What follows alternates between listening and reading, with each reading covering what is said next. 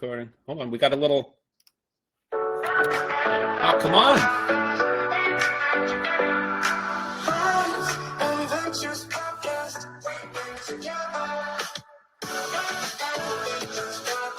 Not bad.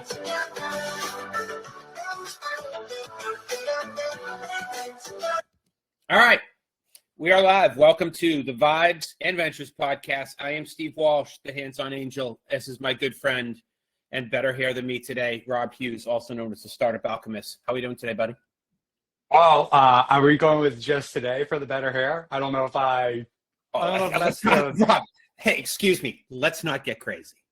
I don't know. I think you're the one getting crazy. You're like, better hair today, which is... Hey, we'll start with today. It's, Rome was not built in a day. But you haven't developed hair, which is good. Can I say, it's like the hair's been up and I had an up and down hair day. So like I started off really strong and then it got a little frizzy and then it got strong again. And it's sort of been like my day. So a little frizzy. I like it. So we're live, brother. Do you want to jump right into your number one or you want me to go? You tell me. Let me see if I can get it. I'm going to go share my content. I'm just going to go whichever one goes first.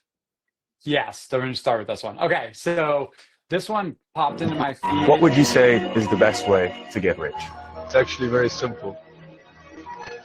You solve the problem for customer.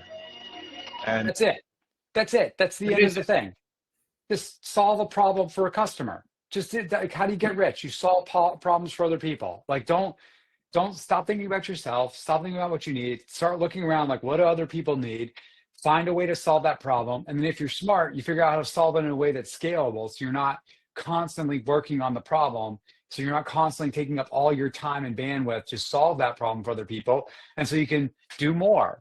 So yeah, that was the thing from last week that just kept rattling around in my head. It was like, oh, how do you do this? Like, how does one identify the thing they want to work on? How do they figure out what it is they want to spend the best years of their life and the most of their energy, time, and resources doing? It's like solving problems for other people is what it's all about. Figure out how to do that. Figure out how to build it in a way that's scalable.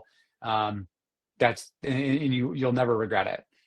So one of my favorite tweets I do a lot is solving problems creates opportunities, period. Yes. That's it. It's when you figure out how to solve, and when you the other one I use a lot is give more than you get. And when you're on the giving end more than you're receiving, that's when you really get the unlock, Rob. It really is. The unlock for me has been, and it's taken me a while to get here. Like I'm going on year 8 with this, and I feel this is going to sound stupid because you've known me for a while. I just feel like I'm getting started, and the huge unlock for me has been the more people I help and the more I give, that flywheel just keeps spinning faster. And people I talked to 2 and 3 years ago about helping them raise a round or help their company grow are coming back to me now going, I talked to you 2 years ago and I wasn't ready for what you do. I'm now ready. Can you help me? But it's because if you're constantly just putting out good energy and trying to solve problems for people, opportunity will present itself to you. And the people that don't get that, and they're all about, let me figure out the problem. I'm like, just go solve something that's really scalable for people, and you'll be amazed at what can happen. Amazed. Yeah. I think it's that sort of a mindset of just like being. I think maybe it's a bandwidth or capacity thing where you're able to look past your own needs and look into like what other people need and see what that is, and then solve that problem. Like I think most of it is like once you can get off first base and stop thinking about just yourself, like, okay, what do other people need? What are my opportunities to create value? Right. That's where all the best things happen. You're absolutely right. Speaking of great founders, Chris Salisbury just popped in, CEO. I see that. He is a fucking absolute beast. And does not have time to even attend a podcast because he's so busy building, but he's here. So Chris, thanks for being here, buddy. I appreciate you, Chris. So my number one for today is one, and you are part of it because I did a post about this the other day. It's called Run Towards the Scary, which I think is really where the magic happens. So I will share screen here. This is a little quick thing I did the other day. You could see that, right, Rob? Yes, sir. Shout out to our boy, Ray. Oh, the audio is not coming through. Thank Oh, it's God there's subtitles. Yeah, Oh, really? All that's right. okay. That's okay. I'll stop sharing it. So, this came out of something that you did maybe a week ago, which was a little bit scary. You did your first CrossFit competition. Yes. You've been doing CrossFit for a while, but this was the first time you actually did a competition. Yeah. And you told me about it, and I did this post, and the post wasn't really about CrossFit. The post was really about when you run towards the scary is when the unlock happens, is when the magic happens. Whether that you're doing CrossFit, you're an early stage founder, you're building a product, you're launching a feature. If you're not uncomfortable and scared at times, you're not pushing yourself hard enough. And I would say that goes for CrossFit as well as business and life. But I'd love your thoughts. I think that's right. I think I also think it's dependent on the person, because I think for certain people, the scary is not the place that they're going to be in their best operating mode. Like they're going to be much better off in sort of a safe cocoon and feeling a lot of like reassurance, having a lot of things they can count on, feeling like the stability is like in the priority of needs is like higher for some people than others, and that Yeah. can change throughout life. Like there are times in my life where stability was like the number one thing, and then there are times where it's not been the number one thing, and or even near the top, and so I think that like not getting stuck on what you are, and that being open to the fact like, hey, your risk appetite might change. Sure. And like being scared is part of the human experience, and then it's just a matter of like how you use that fear. Does it freeze you or does it mobilize you? And I remember after that competition, you were so effing pumped. You just were. You were exhausted, but you just felt so good because you did something that you really were uncomfortable doing before, and it just made you feel awesome. Steve, I mean, before the last workout, I was like, I had to take like three liquid IVs so I could get my abs to stop uncramping. And I was like, I don't know if I'm gonna be able to go on this last workout. Like I legitimately had concerns, and my partner was like, I don't know if he's gonna be able to go. Like she's like, I don't know, are you good? Are you good? I'm like, I'll be okay. But I wasn't sure. And then the clock, the 3, 2, 1 go, and I don't know. I just was like, okay, I'm either gonna finish this thing or I'm gonna go out hurt, but I'm not gonna stop. And I put the pedal down and felt so good. Like on the other side, I was just like confronting all that. And we didn't win the competition, to be fair, but we did awesome. Like we did. It's really one of well. my world-class tweets that I use with my kids all the time. You win because you try. Okay.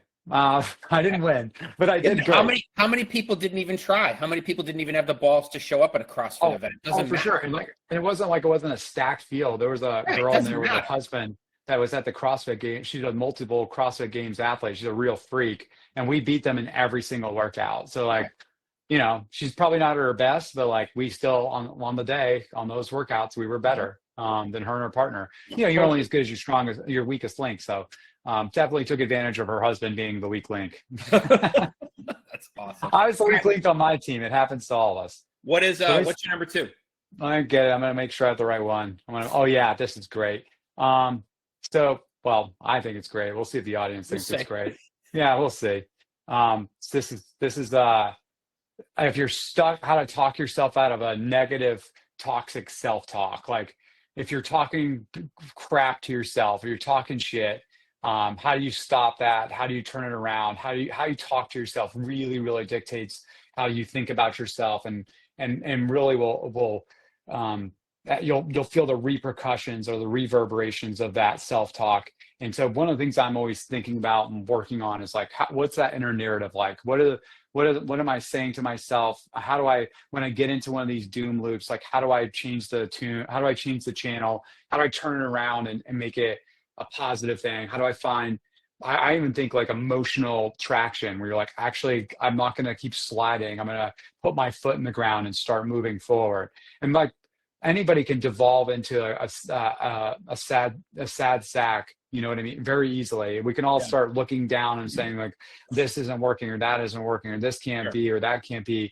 But getting out of that mindset and just getting into a mindset of I can do it, and here are the things I do have that are at my within my control that I can get done, and just finding a way to reinforce the positive messaging internally around your capabilities, why you're able to do something, why you're you're more than capable of getting things done if you put your mind to it, if you put the work in, that sort of thing. Find a reason to succeed or or an excuse to fail. It's up to you. Oh, I got it. All right, look Yeah. at you. Works for me. Yeah. All right, so my number 2 is we're in the middle of this right now. So for most people know, we did our first ever the pitch lift outside of Boston. We did it in Austin a couple months ago, which was wildly successful and a lot of fun. And we are now taking on New Manhattan and New York City, and we are in the middle of planning the pitch lift in New York. And the one thing I'll say so far, and even though the event is still, I don't know, I think it's 6 weeks from today, Rob, 6 or 8 weeks from today. Yeah, 6 weeks from today. Everything is bigger and harder in New York City so far. It just is. Like, whether it's working with people, the cost of things, just the logistics of getting around and like, for example, if you're at South by, if your event's in one part of the city versus the other, it doesn't matter. The whole city's 10 minutes. It doesn't matter. Yeah. If you're in Queens versus Brooklyn versus Manhattan, your event may be 50% of capacity because people just can't get from A to Z. Like, I was in New York 3 weeks ago looking at schools for our youngest. We took an Uber when we went to a Broadway play. We took an Uber, which literally should have taken 6 minutes. It took 35 minutes. Wow. You just can't get around the city. So, and when I look at whether it's the venues quoting us massive amounts of money or being, I think, more rigid than we're used to, I just had this thought this morning that everything is bigger and harder in New York City. I think it's bigger and harder, but I think it's going to be better.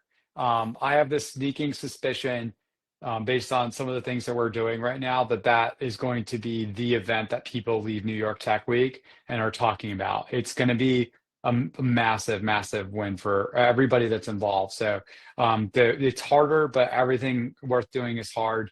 We're learning again. We're learning new things again. We're doing this, mainly as a service to the community, the service to founders and funders. Like, we want to bring incredible content and community events together for people. And I think it's just going to continue to grow. I think what we're doing, we're hearing some of the ripples throughout the ecosystem, that what we're doing is working, that they've heard about it, that they want to participate, and we'll see. I mean, we still have to get really great founders to show up. We have to get really great funders to show up. Sure. We have to pull the event off. I see Theron in the crowd. Thanks for coming, Theron. Theron's going to help us make New York a really great event for everybody. But I'm pretty sure we have something very special in the pitch lift, and I think we continue to tweak the model and make it better every time. It's just going to become more and more palpable, and I think it's going to raise the bar on what founders expect from startup events and I programming. think so. I mean, I did 15 meetings last week with founders that were at our Pitch Lift Austin event. Just to follow up, Wow. I want to thank you, to get feedback, and also let me learn more about your business and how our network can be helpful in helping you move the ball down the field. And to a person, I had a couple founders. They were like, I went to 20 events over the 2 weeks at South by, and one founder said, the first words out of my mouth when anyone says, how was your South by, was, I got to tell you about this event I went to called the Pitch Lift. It was unbelievable. And I'm like, that's awesome. It was so different, Steve. Like, it was chaotic. It was stressful. It was fun. I met cool people. They're like, you guys just put a lot of thought behind how can you make this like an event that no one's ever seen before in the startup community, which really meant a lot to me. Yeah, man. I think it's going to be, I think we're just going to continue to get more and more demand for doing these, and hopefully build out a team that can help us execute this, make it as rich as it deserves. And again, our goal is to get hundreds of thousands to be able to meet with their ideal investor, to be able to start that relationship off with a two-liner that grabs their attention, and hopefully get a term sheet that helps them get the funding they need to really grow their mission. And Sure. If we can do that at scale, it's going to be really hard not to want to, it's going to get really hard for people to get into the event. I think by this time next year, it's going to be super hard to get into one of these. And we're just going to keep scaling it up. We're going to keep making it better, trying to wrap as many things in as possible that just make sure that if you show up to one of these events, there's almost no chance that you're not going to get some value out of it. Absolutely. Well said. Yeah. All right. Yeah. What's your next one, brother? Oh, bro, my last one. Last Thing number one. three. Three of three. Thing number three. This one just deserves a watch. This is just looking at. Hear that's too loud for me, but it's like March of 2023 to April 2025. So 2 years. Look how far we've come. Do you see that, Steve? Yeah. Do you see the Will Smith? That's generative AI on the left. That's generative AI on the right. Oh, okay. I was like, who's making these videos? Because the one on the left looks like shit.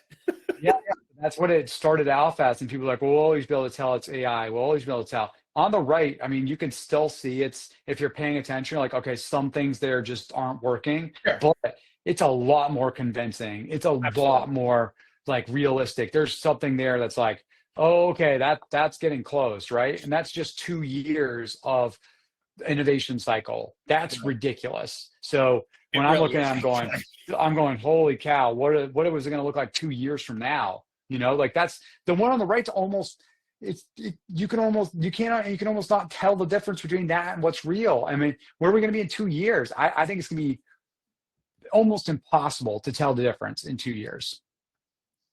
Awesome. Yeah, it's crazy. Might even be sooner than that. It might be even sooner Models than that. are getting so good and changing so fast. It's bonkers. It's absolutely bonkers.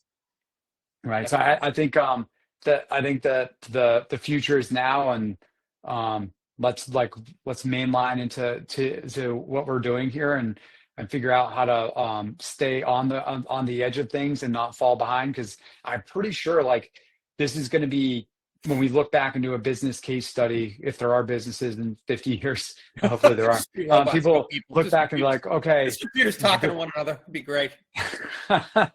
We're all just sitting on a bites going back and forth. We'll just be sitting on a beach somewhere like, oh, remember we used to have to work? But I think the difference between the companies that are going to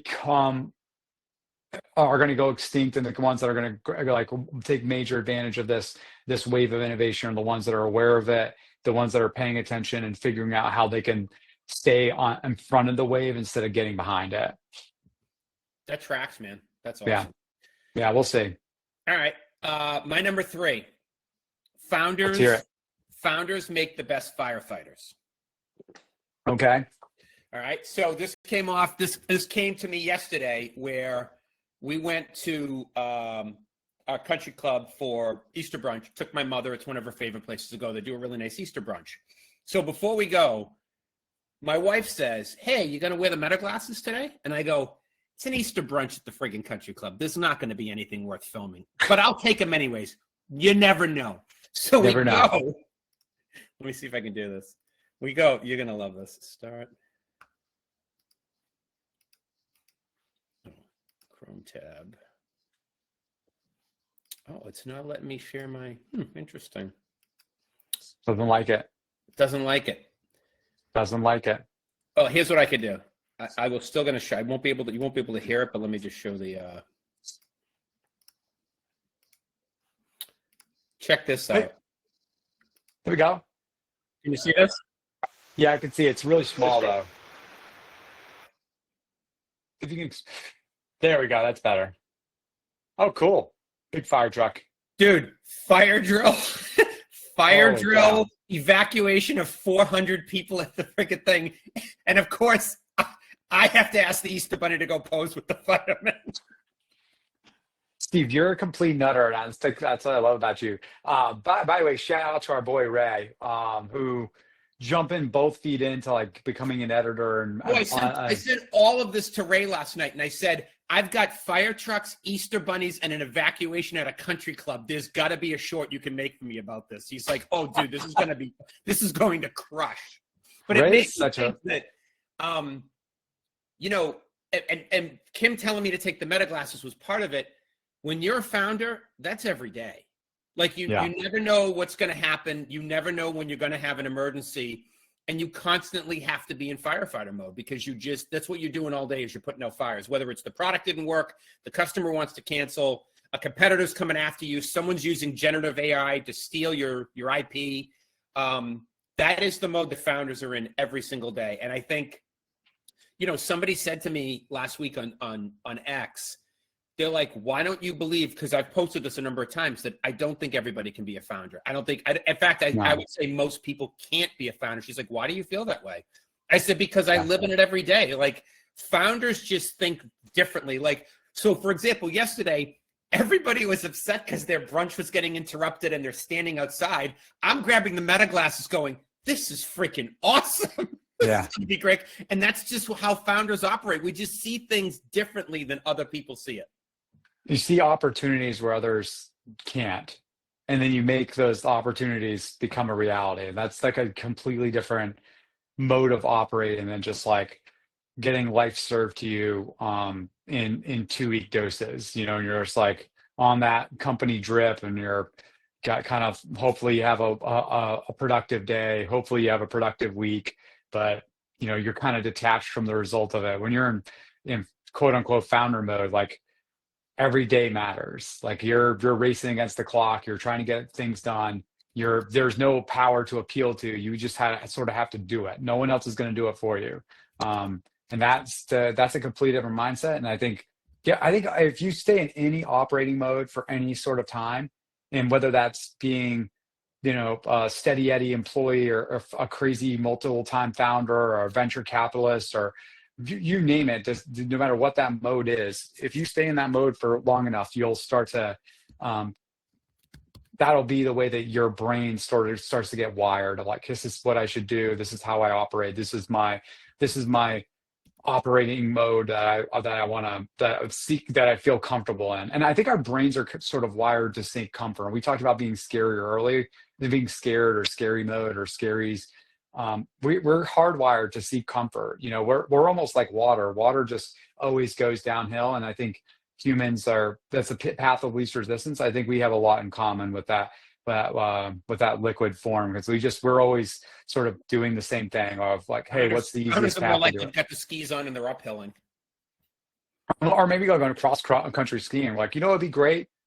I'm going to go skiing where there's not necessarily downhills all the time. It's like, what do you mean? It's like, well, it's the path less traveled, but it's the path I'm choosing. And I think that's real. I think that's This very real. conversation just made me think of the tweet. Founders, you know why you can't work for anyone else? You don't want your life doled out in 2 week doses. Did you write that? I just did. Oh my gosh, dude! I at some point I gotta get some writer's credits for this stuff. I give you credit all the time. I know. You're right. I don't need any more credits than this. But I'm getting greedy with the credits. I think I'm getting greedy with the credits. That's what you should have retorted with. Like, hey, Rob, you're getting a little greedy Actually, with the you know what, credits. I'll just say thanks to the Startup Alchemist for getting greedy with the credits. This is it. That's it. Thanks to Robert who's getting greeted with the credits. I don't ever know what meta means, but I feel like if there's ever anything that's meta, I feel like this is meta, but I don't know. I can't confirm or deny that. And I'm not going to look at my phone. That tweet is going to crush. That's just because I called you off for getting greedy with the credits. Oh my gosh, I'm going to get so greedy with the credits. How was your Easter, by the way, besides the fire drill? Besides the emergency evacuation and the buddy hanging out with the firemen?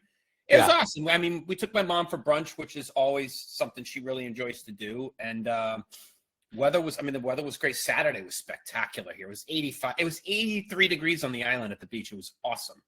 I went the opposite way. We went down on Saturday to go see my grandparents. I hadn't seen them in a while. And it was they live in Rhode Island. And it was 15 degrees cooler as soon as we went over the bridge. I was like, you have to be kidding me. And my wife, love her. Everyone that's a friend of the show, knows Jess is, a goddess. But I said thank you to her twice. I was like, Jess, thank you so much for bringing us down, coming down with us and bringing the kids. And I know it's hard on a beautiful day and to drop 15 degrees to go hang out with my grandparents. I really appreciate it. I told her twice. And then she's like, the weather was so perfect here. I really must love you to go down there. I was like, honey, you ruined that. Like, come on. I just said, I thanked you explicitly twice. I was giving you the props.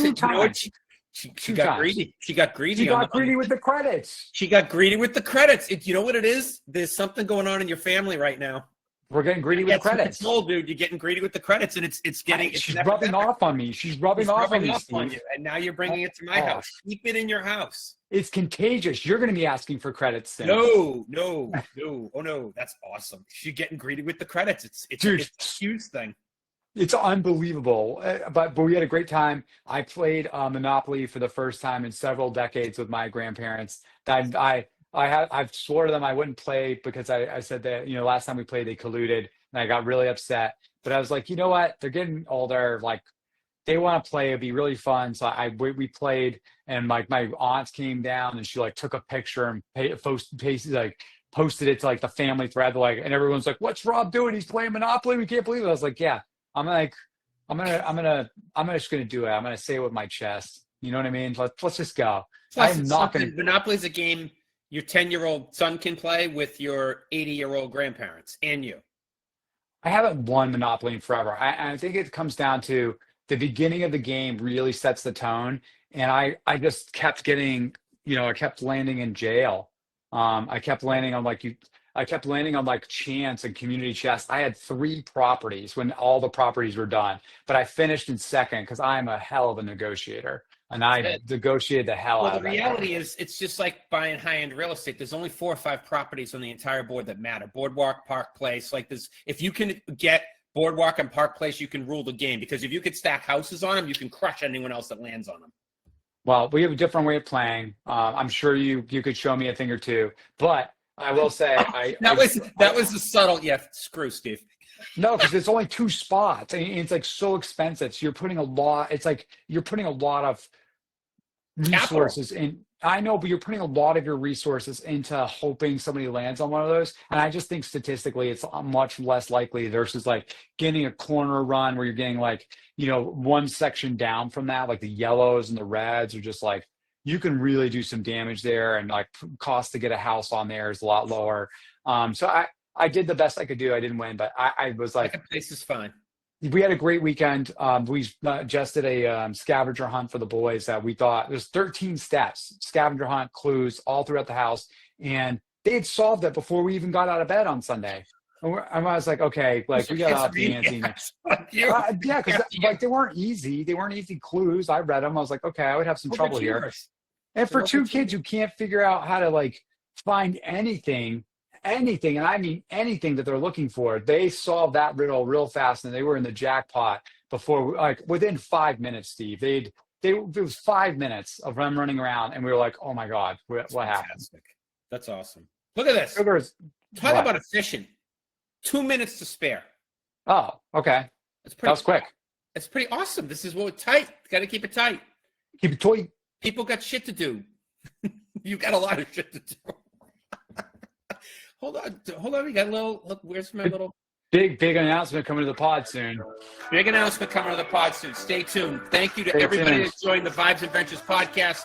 I'm Steve Walsh, also known as the Hands-On Angel. It's my boy Rob Hughes, the Startup Alchemist. We will see everybody next week, 1 p.m. Eastern time. Vibes and Ventures out. Peace. Let's go. Stopping recording. Hopefully